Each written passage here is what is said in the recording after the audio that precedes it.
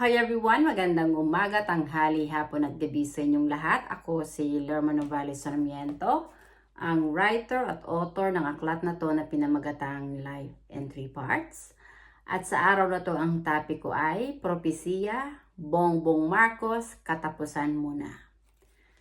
Tayong lahat ay tinawag ng Diyos para maging liwanag at asin dito sa mundo at ang ating misyon ay sumunod sa yapak ni Jesus na magbahagi ng ebanghelyo at ng katotohanan sa buong mundo.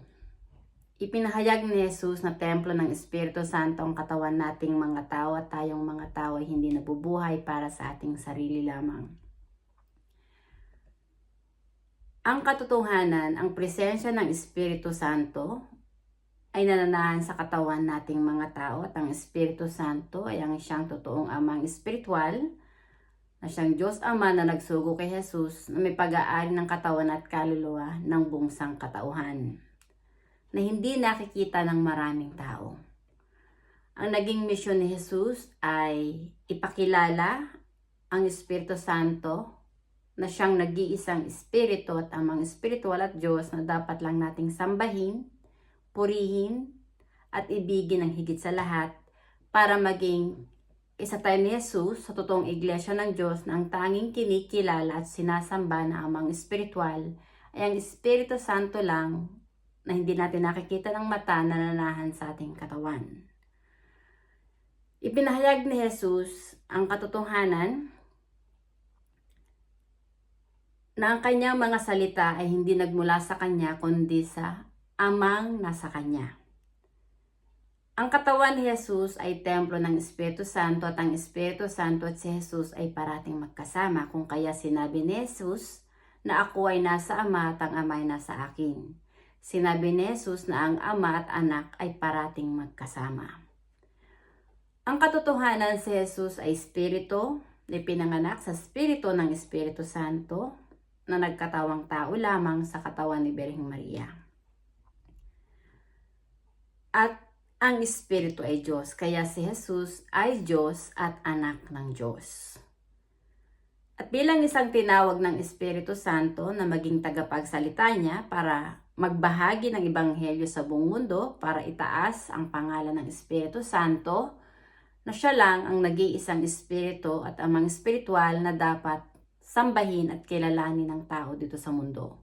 Para maging kapatid tayo ni Jesus sa isang iglesia ng Diyos na ang tanging kinikilala na Diyos at amang espiritual ng ating kaluluwa ay ang Espiritu Santo na nasa ating katawan na parati nating kasama. Narito na tayo sa huling panahon at maraming mga tao ang bulag sa katotohanan at patay ang kanilang buhay espiritual. Sinabi ni Jesus na suriin niyo ang bawat espiritu kung ito ay nasa panig ng Diyos. Sapagkat marami ang gagamit ng aking pangalan, ngunit ang puso nila ay sa halimaw.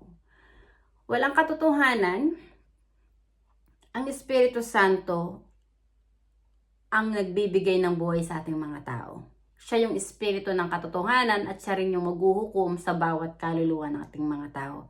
At alam ng Espiritu Santo kung sino yung mga tao, yung mga kaluluwa na naging tapat sa Kanya, na naglalakbay sa Espiritu at katotohanan at kung sino yung mga traidor at mga Judas na silang mga sinungaling na namumuhay sa kasinungalingan at pagkukunwari. Honestly, ang katawan ni Tatay Digong at katawan ni Bongbong Marcos ay parehas din na templo ng Espiritu Santo at alam ng Espiritu Santo kung sino sa dalawa ang inutil at traidor na leader at kung sino yung magiting na leader na walang kinakatakutan. Honestly, si Tatay Digong nung naging pangulo siya, maraming mga taong masasama ang tumino, maraming mga adik ang nagbagong buhay na naglakbay na may pagpapahalaga sa kanilang kaluluwa.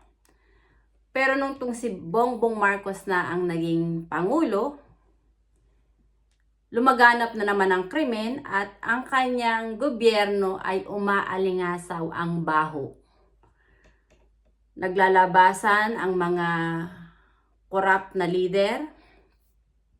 Ngayon, At maging yung mga artistang pulpol ay nakikidaw-daw na rin sa politika, na galit na galit din kay Tatay Digong dahil ang kanilang ABS-CBN network ay nasagasaan ni Tatay Digong nung siya ay Pangulo pa. Ipinasara yan ni Tatay Digong. Well, honestly, narito na tayo sa huling panahon at maraming mga tao ang sarado ang kanilang utak na hindi nila nakikita ang katotohanan na ang nagbibigay ng buhay sa ating mga tao ay ang presensya ng Espiritu Santo at hindi ang pera. Si Bongbong Marcos, honestly, bilang isang Pangulo, nanumpa ka, nagagampanan mo, pangalagaan ang mga inaapi at ipaglaban mo ang katotohanan laban sa kasinungalingan at ipaglaban mo ang kabutihan laban sa kasamaan. Pero alam ng Espiritu Santo, Bongbong Marcos, na ang puso mo ay wala sa panig niya kundi nasa panig ng demonyong si Satanas. Isa kang Judas at traidor at puppet ka lang ng mga oligarko. Naging clown ka lang. Tinanggap mo nga ang posisyon bilang isang leader pero isa kang inutil at mahinang Pangulo. Wala kang kakayahan na mamuno. At darating ang araw, babawiin ng Espiritu Santo ang kaluluwa sa katawan mo, mamamatay ka, at dahil naging inutil kang leader, inutil kang Pangulo, na sa halip na ipagtanggol mo ang naaapi, lalo mong pinalaganap ang krimen. At ang iyong gobyerno, naglipa na ang mga buwaya, ang mga ahas, na silang mga demonyo at magnanakaw sa iyong gobyerno.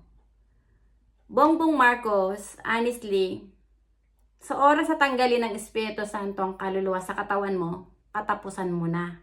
Mamamatay ka, at yung kaluluwa mo, honestly, pag hinukuman nyo ng Espiritu Santo dahil ang puso mo ay puno ng kataas at kayabangan, sinungaling ka, duwag ka bilang leader, wala kang kakayahang tumayo para mamuno ng may kagitingan katulad ni Tatay Digong, ang kaluluwa mo ay mahuhulog sa impyerno.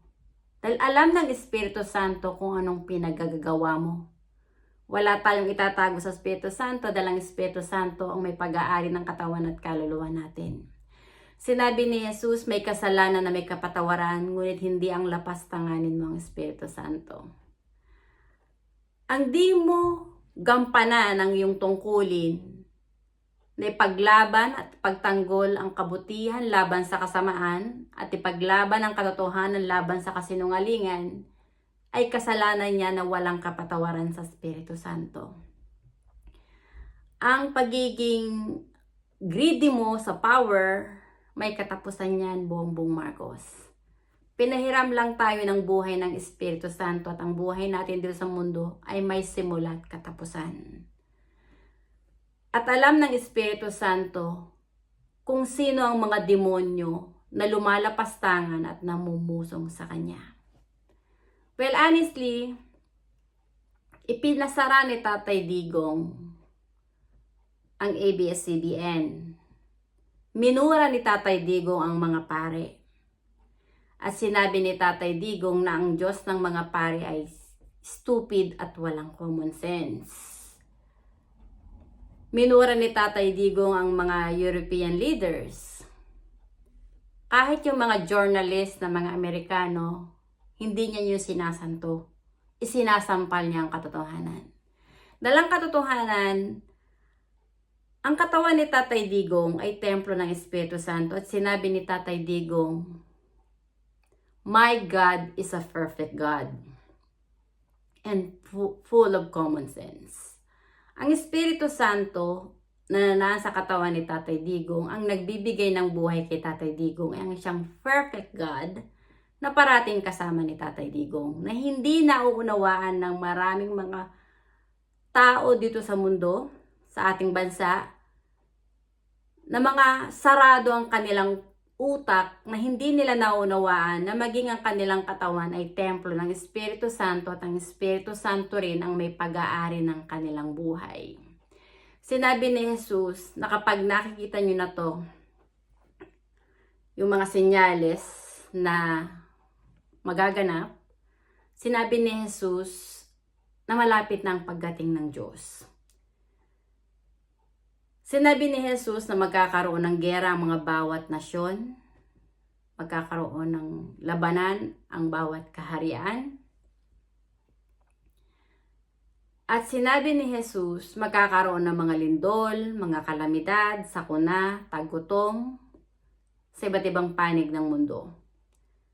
Ngunit sinabi ni Jesus, huwag kayong mabahala sapagkat ito'y pasimula pa lamang ng paghihirap ng tao. Sinabi ni Jesus, hindi pa ito ang katapusan. Sinabi ni Jesus na mahahayag muna ang mabuting balita, ang ebanghelyo ng Diyos sa buong mundo at yun na ang katapusan. Well, honestly, ang katotohanan, ang katawan ng bawat tao ay templo ng Diyos, templo ng Espiritu Santo. At ang Espiritu Santo na hindi natin nakikita ng mata ay ang isang Diyos na makapangyarihan na may pag-aari ng langit at lupa, na siya ring lumalang sa tao, sa lalaki at babae, ang may pag-aari ng buhay ng buong sangkatauhan, ay narito sa ating mundo na hindi nakikita ng maraming tao. At honestly, yung mga masasamang tao, yung mga korap, sila yung masasamang damo, sila yung lulupigin ng Espiritu Santo. At magwawakas ang kanilang kataas at kayabangan gawa ng itong mundo natin na puno na ng kaguluhan, puno na ng kasalanan, ay babaguhin na ng Diyos, ng Espiritu Santo. Mapalad ka kung ang kinikilala mo na iyong amang espiritual, yung Holy Father, ay ang Espiritu Santo na nasa katawan mo. Dahil kikilalanin ka ng Espiritu Santo na anak niya. Kaawa-awa ka kung inidolo mo ang mga pare, ang iyong amang espiritual at inidolo mo inidolo mo ang Papa ng Romano Katoliko na iyong Holy Father. Dahil hindi ka patatawarin ng Espiritu Santo at hindi ka rin kikilalanin ng Espiritu Santo na anak niya. Kaawa-awa ka kung mas inibig mo ang pera kaysa sa Espiritu Santo dahil hindi ka rin patatawarin ng Espiritu Santo at hindi ka rin kikilalanin ng Espiritu Santo na anak niya. Ang pangalan mo ay hindi masusulat sa aklat ng buhay, kundi sa aklat ng kamatayan. Dahil gawa ng kasalanan, ang kaluluwa mo ay mahihiwalay sa Espiritu Santo na siyang Diyos na nasa katawan mo na parati mong kasama. Honestly, si Tatay Digong is one of the chosen spiritual warrior na hindi nauunawaan ng maraming tao. At ang kinakalaban ni Bongbong Marcos, ng ICC judges, ng lahat ng mga pinklawan at kasamahan ni Bongbong Marcos, honestly, hindi si Tatay Digong, kundi ang Espiritu Santo na nasa katawan ni Tatay Digong, na siyang nag-iisang amang espiritual at Diyos na may pag-aari ng buhay nating mga tao. Ito yung ebanghelyo ng Diyos. Templo ng Espiritu Santo ang katawan nating mga tao. At tayong mga tao ay hindi nabubuhay para sa ating sarili lang. Hindi pera, hindi pagkain, hindi damit, sapatos, alahas, o anumang bagay na narito sa mundo na nakikita ng mata ang nagbibigay ng buhay sa ating mga tao, kundi ang presensya ng Espiritu Santo na nasa ating katawan. At ang Espiritu Santo ay ang Alpha at Omega, ay ang may pag-aari ng ating katawan at kaluluwa. Sinabi ni Jesus, huwag matakot sa may kakayahang pumatay ng katawan, ngunit hindi ng kaluluwa. Bagkos ang katakutan mo ay yaong may kakayahang pumatay ng iyong katawan at kaluluwa na siyang magbubulig sa iyo sa impyerno. Honestly, ang kasalanan ay kamatayan. At kapag nilapastangan mo ang Espiritu Santo, namusong ka sa Espiritu Santo dahil mas inibig mo ang pera, inidolo mo ang mga pare, na siyang iyong amang espiritual, inidolo mo ang Papa ng Romano Katoliko na siyang iyong Holy Father, at doon ka sumamba sa mga rebolto, santo-santo at Diyos-Diyosan. Pamumusong yan sa Espiritu Santo at wala yang kapatawaran.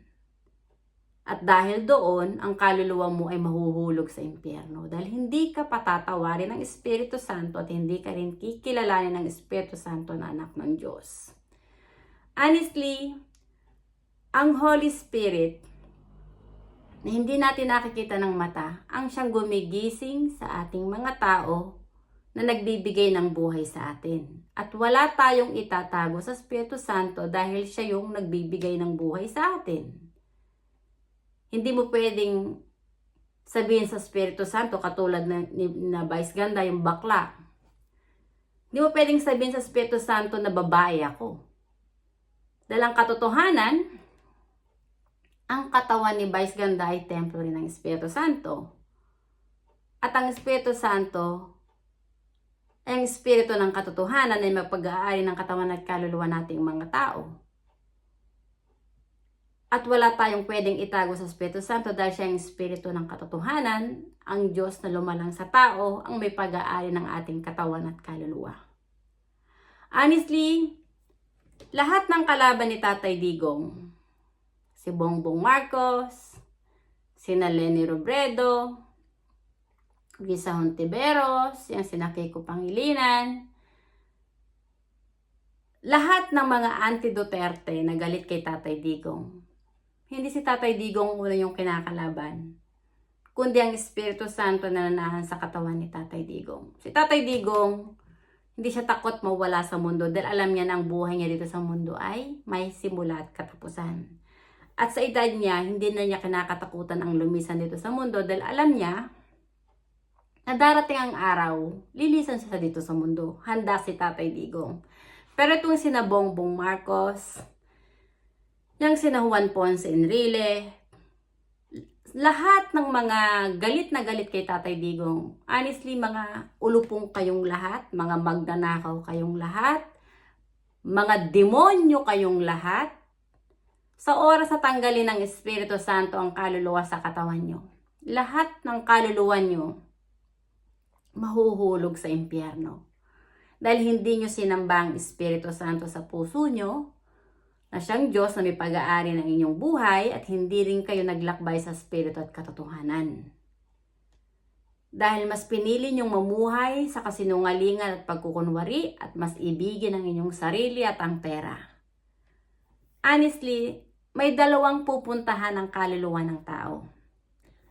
Sa langit, kung naging kaisa ka ni Jesus na naging tapat, naglilingkod sa Espiritu Santo, na mas pinapahalagahan mo ang buhay espiritual ng iyong kapwa, na inaalagaan mo ang mga inosenteng kaluluwa na inaapi, nasa panig ka ng Espiritu Santo. Pero kung puso mo'y gahaman ka sa posisyon, sa pera, sakim ka sa lahat ng bagay dito sa mundo, inaari mo ang hindi sa'yo, at inaalipusta mo ang iyong kapwa dahil gusto mong nakahihigit ka sa iyong kapwa. Wala yang kapatawaran sa Espiritu Santo.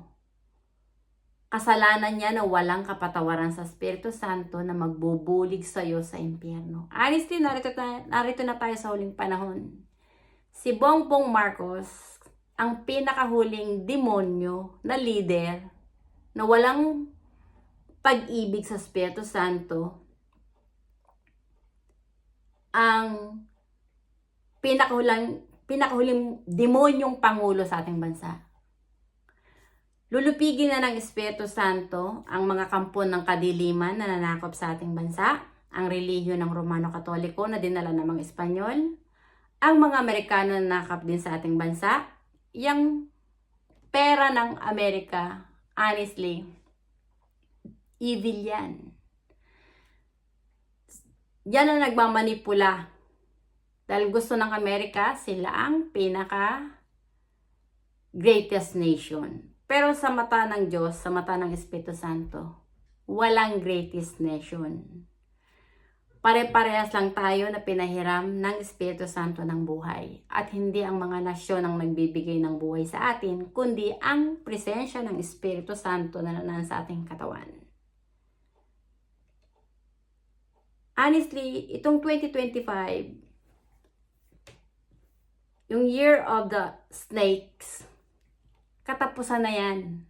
Yung lahat ng nagaganap, itong pumasok ko itong year 2025, yung mga pamumusong ng mga celebrity sa Los Angeles, sa Diyos, na sinunog ng Holy Spirit ang kanilang bansa sa pamamagitan ng wildfires. Yung mga bagyo, baha, hurricane, mga kalamidad na nagaganap sa iba't ibang lugar, lindol, mga parusa na yan ng Espiritu Santo. At bilang isang tinawag ng Espiritu Santo na maging tagapagsalita niya, ang misyon ko ay hulihin ang bawat kaluluwa ng bawat tao na magsisi na kayo, magbalik loob sa Espiritu Santo, at nang sa gayon, malupig ang kasalanan. At kapag nalupig na ang kasalanan, babaguhin na ng Espiritu Santo itong mundo na to, at mapupuspos to ng kapayapaan, ng liwanag at ang pag-ibig ng Espiritu Santo. At ang kaharian ng demonyong si Satanas ay malulupig at magwawakas. Maraming salamat sa inyong pakikinig at hanggang sa muli. Bye! Thank you!